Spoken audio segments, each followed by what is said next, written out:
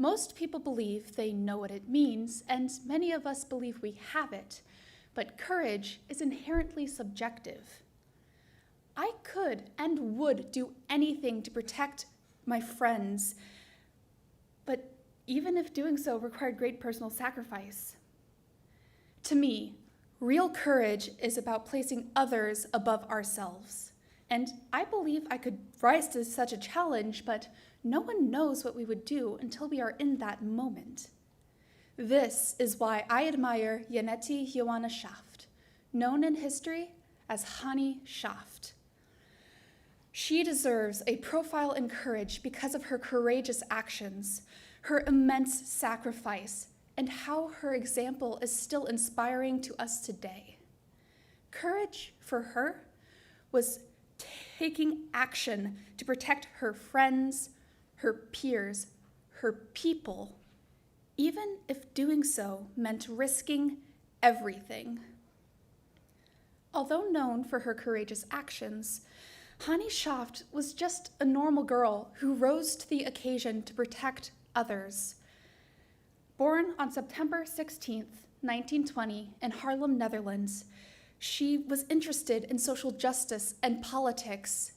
According to the Dutch Review, she wanted to work for the League of Nations from a young age, and she was studying to become a human rights lawyer when, in the early 1940s, Hitler invaded her home. Refusing to pledge loyalty to the Nazi Party to continue her studies, she left school and joined the Raad van Verzet, also known as the Council of Resistance. There she was given the code name Hani. Hani's courage was forsaking her future to protect the future of others. Soon after joining the Council of Resistance, Hani became an invaluable member. At first, she stole ID cards for Jewish citizens, including 2 of her closest university friends. She was my age, the age of many of us, and she dedicated her life to defending her country. Soon, she began to work with weapons. She and 2 other women resistance fighters, Truus and Freddie Overstegen, worked together to assassinate and sabotage Nazi soldiers, distribute anti-Nazi propaganda, and smuggle top-secret information. They quickly became some of the most valuable fighters in the resistance.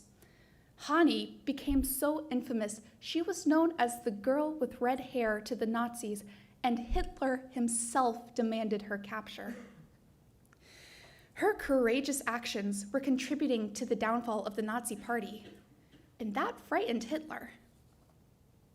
Her courage, however, wasn't without sacrifice. During a mission with her fellow resistance member, Jean Boonkamp, he was shot, captured, and forced to give Hani's information and address to a Nazi posing as a resistance member. Terrified and distraught, she almost turned herself in. However, after regathering her courage, she dyed her signature red hair black and continued working more and more dangerous missions.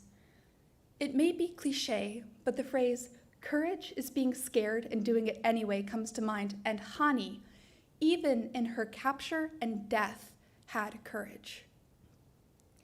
Eventually, Hani was captured at a checkpoint carrying a pistol and contraband newspapers.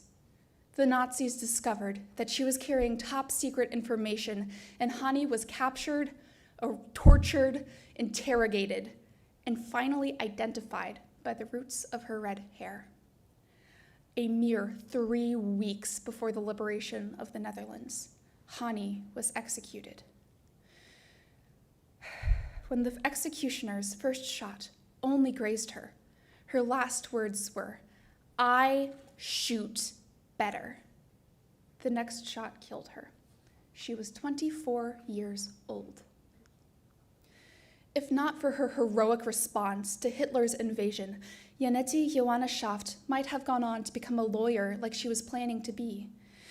She most likely would have never had to kill, and she may have lived a long and happy life. Instead, she sacrificed herself, both in her actual death and while she was alive, in order to protect others. Often, it seems that the world is so full of awful things that we are powerless to stop. This is why it is important to remember how Hani's story impacts us. According to an article from Psychology Today, Zoomers are reporting compulsive use of smartphones and social media. This overuse only contributes to an increased feeling of anxiety, depression, and a feeling of powerlessness.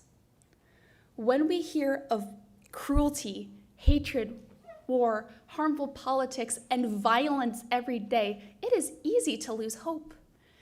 I want to help. I want to take a stand to make a change, but I am merely one person. What impact, if any, could I possibly make? As hopeless as it seems, we are not powerless. This is why Hani Shaft's story is important. It shows us that we as individuals can have an impact if we have the courage to act. Now, I'm not saying that in order for us to be brave, we all need to literally fight Nazis, but as Shaft's example shows us, there is always more we can do. Are you sick of bigotry? Call it out when you see it. Change the culture around bigoted speech so that it no longer has a place in our society. Are you concerned about harmful politics? Then make sure you're registered and voting. Are you tired of hearing hatred on Yik Yak and other social media? Then move the world towards peace with every conversation you have. Use your everyday actions, no matter how small they may seem, to positively influence what you see in the world. As Kaja Ollongren, the Dutch Minister of Defense, states, "My ideal is a society of people living in liberty, where people dare to be themselves and are willing to speak out against injustice.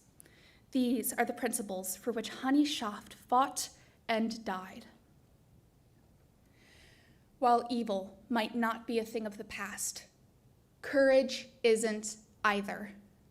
As Hani Shaft has shown us, the most courageous thing we can do is to take action. Thank you.